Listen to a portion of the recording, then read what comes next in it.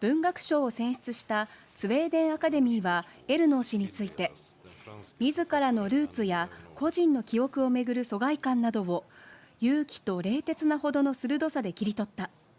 性別、言語、階級などの格差に特徴づけられた人生について一貫してさまざまな角度から検証しているなどと評価しました。年下男性との愛を描いたエルノー氏の代表作シンプルな情熱はおととし映画化もされています。この年のカンヌ国際映画祭の公式作品に選出され、日本でも公開されました。ノーベル平和賞に選ばれたのはウクライナの人権団体市民自由センター、ロシアの人権団体メモリアル、ベラルーシの人権活動家アレス・ビアリアツキ氏です。受賞理由についてノルウェーのノーベル委員会は、長年にわたり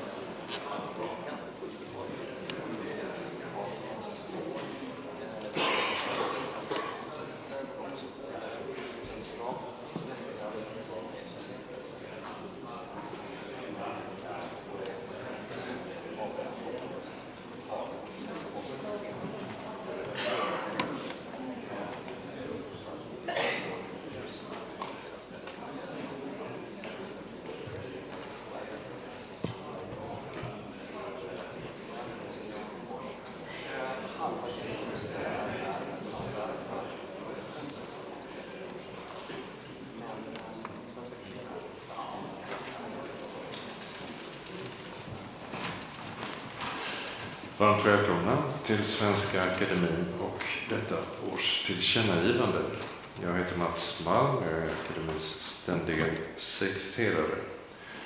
Akademin har just sammanträtt och det är dags att meddela beslutet om vem som tilldelas årets Nobelpris i litteratur. Very welcome to the Swedish Academy. My name is Mats Malm, I fill the function of permanent secretary. The Academy has convened and can now announce its decision on the Nobel Prize in Literature. Nobelpriset i litteratur år 2024 tilldelas den sydkoreanska författaren Han Kang för hennes intensiva poetiska prosa som konfronterar historiens trauma och blottlägger människans sårbarhet. The Nobel Prize in Literature for 2024 is awarded to South Korean author Han Kang for her intense poetic prose that confronts historical traumas and exposes the fragility of human life. Jag nådde precis Han Kang i sitt hem. Hon hade just avslutat middag med sin son. Det verkade vara en stillsam dag i Seoul. Vi har kunnat tala lite grann om december och vad som ska hända där. Men framförallt så gläder jag mig åt att tala mer med henne efterhand. I was able to talk to Han Kang on the phone. She was having an ordinary day, it seems, and just finished supper with her son. She wasn't really prepared for this, but we have begun to discuss preparations for December. We look very much forward to meeting her here then.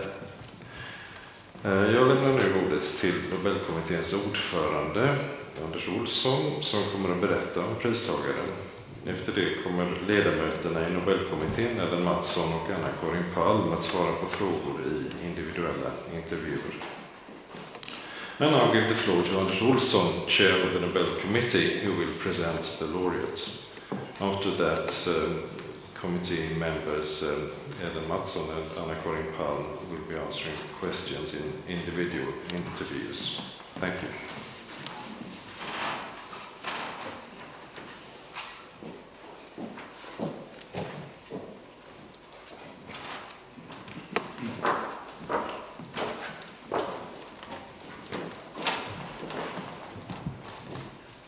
Välkomna till denna presskonferens om 2024 års Nobelpristagare i litteratur, Han Kang. Mitt namn är Anders Olsson, ordförande i Nobelkommittén. Övriga medlemmar i kommittén som har förberett årets Nobelpris i litteratur är Ellen Mattsson, Anna-Karin Palm, Stig Sandberg och Anne Svärd. Adjungerad medlem i kommittén har varit Mats Mann, Svenska Akademiens ständige sekreterare. Welcome to this press conference on the Nobel Prize Laureate of Literature 2024, Han Kang. My name is Anders Olsson, chair of the Nobel Committee. The other members of the Nobel Committee that have prepared this year's Nobel Prize in Literature are Ellen Mattsson, Anna-Karin Palm, Stig Sandberg and Anne Svärd. Our co-opted committee member has been Mats Malm, permanent secretary of the Swedish Academy. After my presentation of the laureate's work in Swedish and English, my colleagues from the Nobel Committee, Ellen Mattsson and Anna-Karin Palm, will take individual interviews from the floor. More information about our laureate can be found on the Nobel Foundation's website, www.nobelprize.org. 2024 års Nobelpristagare i litteratur, Han Kang, är den första författaren från Sydkorea som erhåller Nobelpriset i litteratur. Hon föddes 1970 i Gwangju och har parallellt med sitt författarskap också ägnat sig åt musik och bildkonst. Denna verksamhet över konstarternas gränser är tydligt märkbar i hennes skrivande, som genremässigt har en stor spännvidd. Hon debuterade som lyriker 1993 med dikter i tidskriften Litteratur och samhälle, och 2 år senare kom prosadebuten med en samling berättelser. Hon fick sitt stora genombrott internationellt med romanen Vegetarianen som kom 2007. En lika drastisk som poetiskt förtätad skildring av de våldsamma konsekvenser som vägran att äta kött kan föra med sig. Han Kangs fysiska inlevelse i utsatta, ofta kvinnliga livsöden är påtaglig, och den förstärks av hennes metaforiskt laddade prosakonst. I romanen Lektioner i grekiska från 2011, som ännu är oöversatt till svenska, utvecklas varsamt ett kärleksmöte mellan en kvinna som förlorat förmågan att tala och hennes lärare i klassisk grekiska som håller på att bli blind. Boken blir en vacker meditation över förlust, intimitet och språkets yttersta villkor. En annan politisk klangbotten har romanen Levande och döda från 2014, där Han Kang utgår från en historisk händelse i staden Gwangju, där hon själv växte upp och där hundratals studenter och obeväpnade civila mördades i en massaker 1980. Med sin brutala konklusion närmar sig Han Kang här vittneslitteraturen som genre.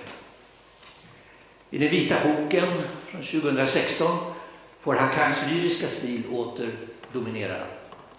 Det är en sorgsång ägnad en person som hade varit jagets stora syster om hon inte hade gått bort bara ett par timmar efter födseln. I en följd av korta anteckningar som alla handlar om vita föremål är det denna sorgens färg som associativt bygger upp boken. som helhet. Det gör den mindre till en roman än till en sorts sekulär bönebok, som den också har kallats. Det är i tilltalet till den döda som boken når fram till sina sista ord. I det vita, bland alla de vita tingen, kommer jag att andas in det sista andetag du gav ifrån dig. En annan höjdpunkt i författarskapet är slutligen Jag tar inte farväl från 2021. En berättelse som utspelas i skuggan av en massaker i Sydkorea som ägde rum 1950 på den lilla ön Jeju. Där arkebuserades tiotusentals människor, barn och gamla, misstänkta för att vara kollaboratörer. Boken gestaltar mästerligt ett sorgearbete som berättaren utför tillsammans med sin väninna, där båda bär på den katastrof som drabbat närstående.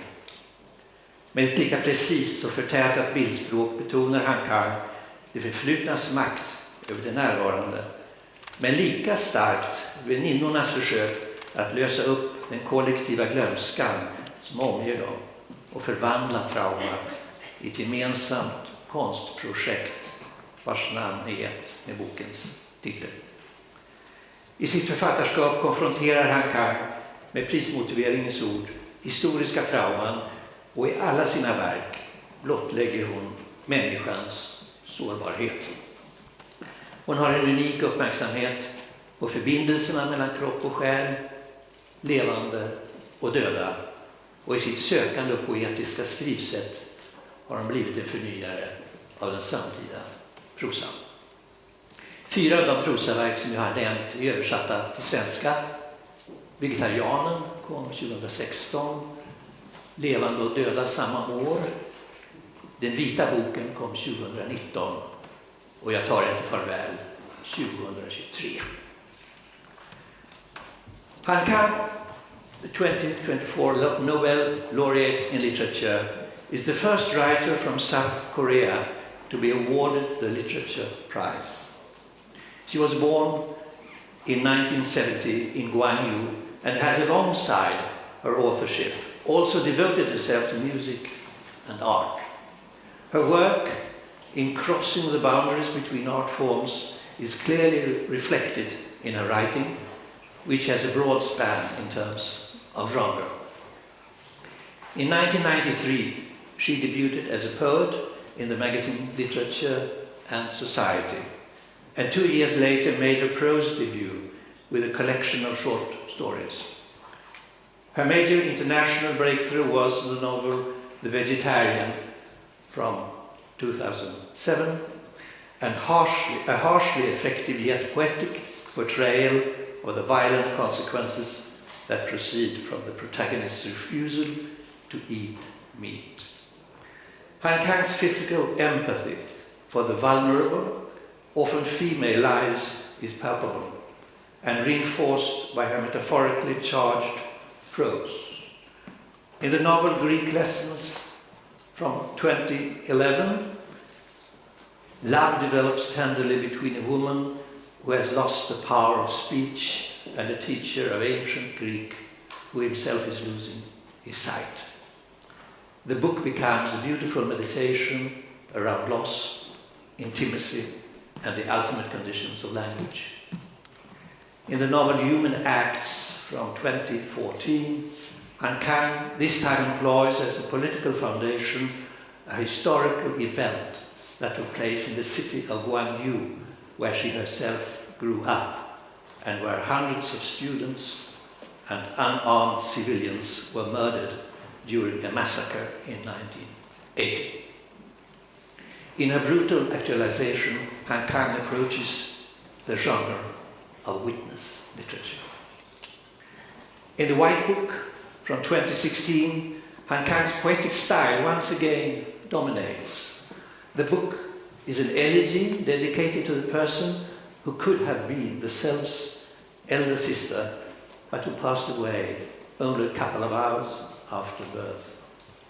In a sequence of short notes, all concerning white objects, it is through this whiteness that the work as a whole is associatively constructed.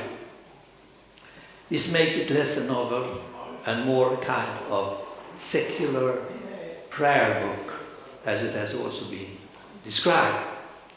It is in addressing the dead that the novel reaches its final words. Within that white, all of those white things, I will breathe in the last breath you released. Another highlight of her authorship is finally, We Do Not Part, from 2021. The story unfolds in the shadow of a massacre that took place in the late 1940s on South Korea's Jeju Island, where tens of thousands of people, among them children and the elderly, were shot on suspicion of being collaborators. The book masterfully portrays the mourning process undertaken by the narrator and her female friend, who both carry with them the disaster that has befallen their relatives. With an imagery that is as precise as it is condensed, Han Kang emphasizes not only the power of the past over the present, but also the friends' attempts to bring to light what has fallen into collective oblivion and transform their trauma into a joint art project which lends the book its title. In her oeuvre, Han Kang, as expressed in the Academy's citation, confronts historical traumas and in each of her works exposes the fragility of human life. She has a unique awareness of the connections between body and soul, the living and the dead, and in her poetic and experimental style has become an innovator in contemporary prose. Several works are translated to French and German.